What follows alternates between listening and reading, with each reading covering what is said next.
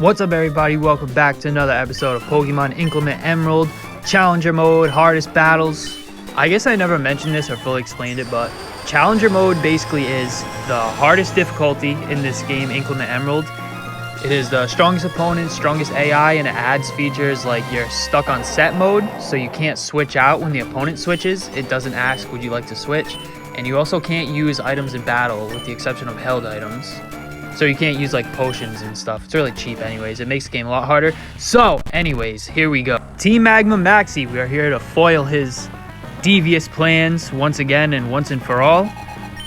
But it might not be so easy. He's got a Groudon. That's right, folks. Maxie sends out a Groudon. He's got it this time. Groudon doesn't just run away like in the other games. You actually have to fight him this time. And he's level 81. So here we go. We're going to lead with Zapdos. We battle one legendary Pokemon with another. As you guys know, I run a support type of Zapdos. So we start off with the Reflect. Groudon does run mostly physical moves, or all physical moves for that matter. Hits us with a Heat Crash and does a little bit less than half thanks to Reflect.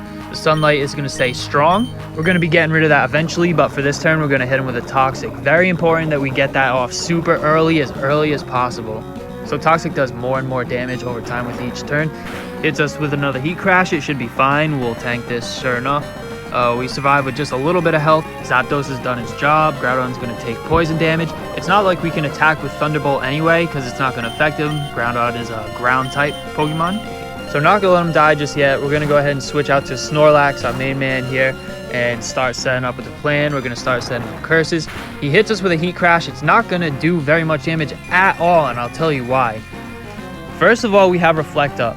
Second of all, Snorlax's ability, Thick Fat, makes him take reduced damage from fire and ice type moves. Also, Heat Crash's base power is based on how much you outweigh the opponent.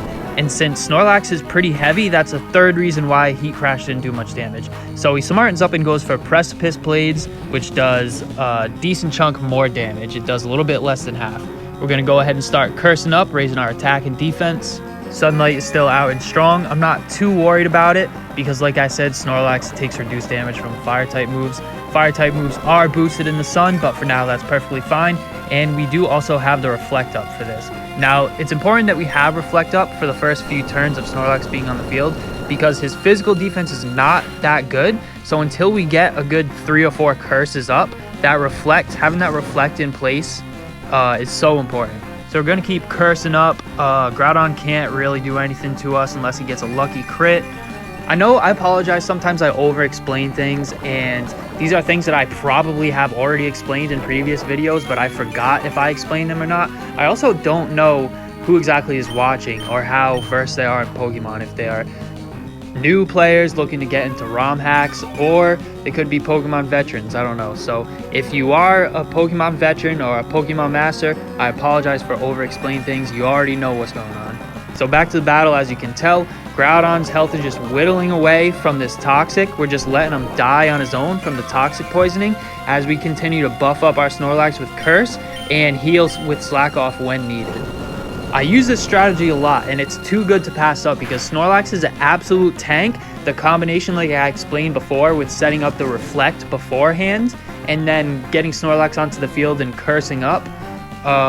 Snorlax is just such a tank. His special defense is already so naturally bulky, and his health is crazy too.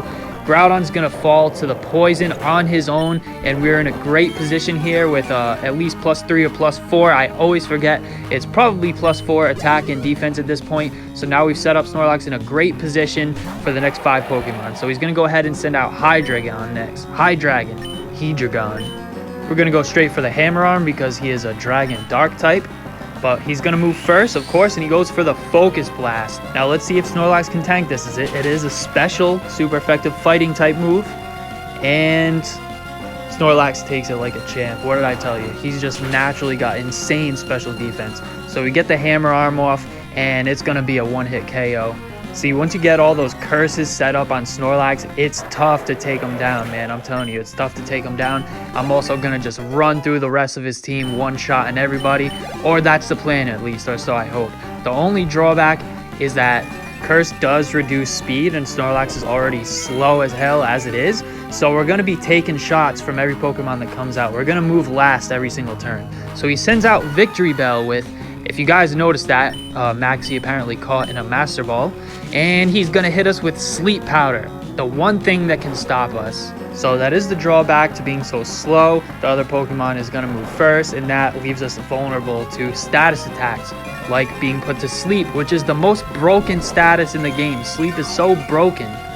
So at this point, we're probably screwed. We have no choice. We're gonna just try to slack off again. Hopefully we wake up. And he goes for Solar Blade. Now, Solar Blade is basically a physical solar beam. So it normally would be a 2-turn attack, but because there's harsh sunlight out right now, he can use it in 1 turn. And thanks to all those defense buffs from the curses, we are able to hang on for 1 more turn, but it's not gonna matter. He's gonna take us out when he moves first on the next turn anyway. It always feels like when I put someone to sleep with Gengar, they sleep for about 2 turns or 3 turns max, and then they wake up. But whenever I get put to sleep, it's always like perma sleep. Like I'm slept for 5-6 turns at least. But no big deal. So Snorlax goes down. Now, I don't know about you, but I think it's time we get rid of that sunlight. We've let that sun go for too long now, and he does run an entire sun team. So we're going to send out Tyranitar to whip up a Sandstorm. Not only was the sunlight allowing him to use Solar Blade in 1 turn, but I also suspect that he's running Chlorophyll on Victory Bell and some of his other Pokemon as well, which Chlorophyll is basically a swift swim for sun. It lets you move faster in the sunlight. But we just needed Tyranitar for the Sandstorm. We want to switch him out here, anticipating another grass type attack coming out of Victory Bell. So we want to switch him out for someone that can resist it. Either Flygon or Gengar, I think, is going to be the right choice here. I think we ought to give him a taste of his own medicine and put him to sleep with hypnosis. But he gets us first, of course, and we get hit with the Sleep Powder, 75% accuracy. It's 2 Sleep Powders in a row, and that's pretty much going to be it for Gengar. Like I said before, sleep is a broken status condition, and once you're slept in this game, there's really nothing you can do about it. Also, it is Challenger mode, so it's not like I can use a wake-up potion or whatever it is. There's literally nothing you can do about it except switch out. But I'm not going to switch out because then he'll just put all my other Pokemon to sleep too. So we're just going to take the Weather Ball, hang on with a little bit of health, and hope to get lucky. That's all you can do. Just hope to wake up the next turn and see what happens. So even if Gengar isn't directly getting any damage off here, Victory Bell is still going to take some residual damage from his Life Orb and from the Sandstorm as well. So this isn't totally in vain, but it is a shame that Gengar wasn't able to put in more work on the field. So he's going to go down to another Weather Ball. And like I said, Victory Bell is going to take that Life Orb damage and the Sandstorm damage as well. So now, I don't exactly have a plan for this yet. We want to send someone in that can take this thing out, obviously. But now that we got rid of the sun, he doesn't have his Chlorophyll activated anymore. So we send out Flygon here, who should be able to outspeed.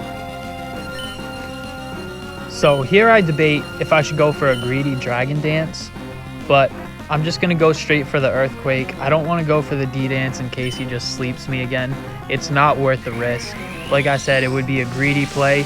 We can't get too greedy. We're already faster, and we already have enough attack to take him out. He's got less than half health, so we don't even need the +1 from D-Dance. We make the safe play, go straight for the Earthquake, and that's lights out for Victory Bell. Let's go. Our boy Mega Flygon paying a visit. I just want to give a shout out to everyone that's been watching my video so far. My best video, my Mega Flygon versus Lucy video, just hit 1K views, which is crazy. I know it's only 1K, but that's crazy. I never expected that video to do so good. So anyway, he sends out Camera. I suspect this is his Mega. So here I'm debating whether I should go for the D-Dance or straight for the Earthquake. I don't think this thing has anything that can really take me out. He doesn't have any super effective moves on me. So, yep, he's going to go for that Mega Evolution, Mega Evolves, and we'll see what move he throws out. I should be faster. I definitely will be faster. Go straight for the Earthquake, man. It's going to be super effective. Let's see if we can one-shot this thing. Mega versus Mega. And that thing is crazy tanky. It takes a super effective Earthquake from a Mega Flygon, hangs on with a little bit of health, fires back with an Earth Power, and it's too bad we don't have the Levitate anymore because we Mega Evolved, and that's going to take us out in one shot. Unbelievable. It wasn't even super effective. Isn't that crazy? My super effective Earthquake wasn't enough to take out the Camerupt, but his neutral damage Earth Power was enough to take me out in one shot. So we're going to go ahead and send out Greninja. He's low on health. We have a priority water type stab move. And this is going to be lights out from Mega Camerupt. Going back to how I over-explain things. Now, I know a lot of time in the videos I say stab. It's a stab move. It's a stab water type move. What stab means is same type attack bonus. So, for example, if you use a water type move from a water type Pokemon, you get a 50% damage increase. That's called a stab boost. Like I said, I don't know if my audience is advanced players or beginner players or somewhere in the middle, but I like to explain things just in case. So anyways, he sends out Crobat, and I already know Crobat is crazy fast. He probably will outspeed me, and he does. He goes for the Sludge Bomb. Let's see if I can tank this. Greninja is not very tanky. Luckily, we hold on just barely. Let's go. Enough for us to get off the Ice Beam, and this is going to be a super effective Ice Beam. Let's see how much it does. And it's not enough, not quite enough to take him out, just barely. Now Crobat's going to activate his weakness policy, which is when you get, it's a held item that when you get hit with a super effective move, it sharply increases your attack and special attack. So this thing is scary now. Weakness policy is a great item, by the way. Now let's see if he goes down to Sandstorm, and he doesn't. He hangs on, as do I, with a sliver of health, just hanging on for one more turn. But we do have that priority move, even though he's faster. We go first with Water Shuriken, and that's it for Crobat, baby. Let's go. Let's go, baby. That's what I'm talking about. Greninja getting the job done. He does get hit with the Life Orb, residual damage, and goes down as well, but that's okay. He did his job. Let's go. By the way, Life Orb is a held item that boosts your attack by 1.3, but at the cost of taking residual damage whenever you attack. So you'll see a lot of these Pokemon in the late game holding good items like Weakness Policy and Life Orb and such.